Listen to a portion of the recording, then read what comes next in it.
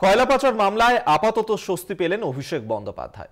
ভোটের মধ্যে অভিষেককে দিল্লিতে তলব করতে পারবে না ইডি। 10 জুলাই পর্যন্ত রক্ষা কবচ তৃণমূলের সর্বভারতীয় সাধারণ সম্পাদককে। রক্ষা কবচ দেওয়া হয়েছে অভিষেক পত্নী রুচিরাকেও।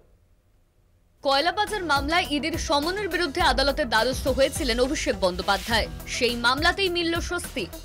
10 জুলাই পর্যন্ত অভিষেককে দিল্লির দফতরে তলব করতে পারবে না ইডি। তলব করা যাবে না অভিষেক পত্নী রুজিরা বন্দ্যোপাধ্যায়কেও, নির্দেশ সুপ্রিম কোর্টের। অভিষেক বন্দ্যোপাধ্যায়কে ইডি শেষ ডেকেছিল 22 সালের মার্চ মাসে। শ্রীমতী বন্দ্যোপাধ্যায় রুজিরা বন্দ্যোপাধ্যায়কে ডেকেছিল 23 সালের সেপ্টেম্বর মাসে। তারপর থেকে তাদের ডাকাডাকির কোনো বিষয় নেই এবং তারা দুজনেই কোঅপারেট করেছেন ইডির সঙ্গে।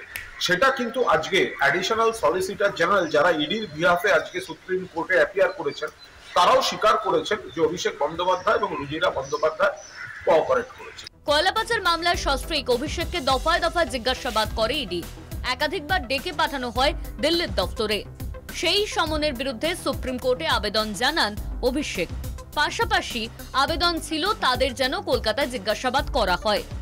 2022 সালের 17 মে অভিষেকের আবেদনের পরিপ্রেক্ষিতে অন্তর্বর্তী রক্ষা কবচ দেয় শীর্ষ আদালত। কলকাতাতেই জিজ্ঞাসাবাদ করার নির্দেশ দেয় সুপ্রিম কোর্ট। আদালতে অভিষেকের দাবি ছিল লোকসভা ভোটে ডায়মন্ড হারবার লোকসভা কেন্দ্রে প্রতিদ্বন্দ্বিতা করছেন তিনি। তদন্তকারীর সঙ্গে সহযোগিতাও করেছেন অভিষেক ও তার স্ত্রী রুজিরা বন্দ্যোপাধ্যায়। তাই অন্তর্বর্তী নির্দেশ বহাল রাখুক আদালত।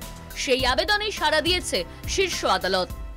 সুপ্রিম কোর্ট বলেছে যারা তদন্ত করছেন, যারা তলব করছেন তারা বুঝবে, তো আমাদের কি বলার আছে? তলব বন্ধ হয়ে যায়নি, মানে কেসও আছে, তলবও আছে। যখন ডাকবেন যেতে হবে, কিন্তু দিল্লিতে ডাকতে পারবে না, এই তো বিষয়। এটা আমাদের কি বলার থাকতে পারে বলুন? এটা পুরোপুরি যারা তদন্তকারী সংস্থা এবং মহামান্য আদালতের বিষয়। যদি মনে করে থাকে যে নির্বাচনের মধ্যে অসুবিধা হতে পারে টানাটানি করলে, সেই সব কথা ভেবেই হয়তো এই রক্ষা কবচ দিয়েছে। দেখা যায় এই রক্ষা কবচের ভিত্তিতে তদন্ত বন্ধ করে দেয় না তদন্ত চালায়, সেটাই দেখবা। 2022 সালের মার্চ মাসের পর অভিষেককে দিল্লিতে তলব করা হয়নি। ওই বছরেই সেপ্টেম্বরের পর তলব করা হয়নি রুজিরাকেও। আপাতত তাদের জরুরি ভিত্তিতে তলব করার কোনো কারণ নেই, আদালতকে জানিয়েছে ইডি। কলকাতা টিভি।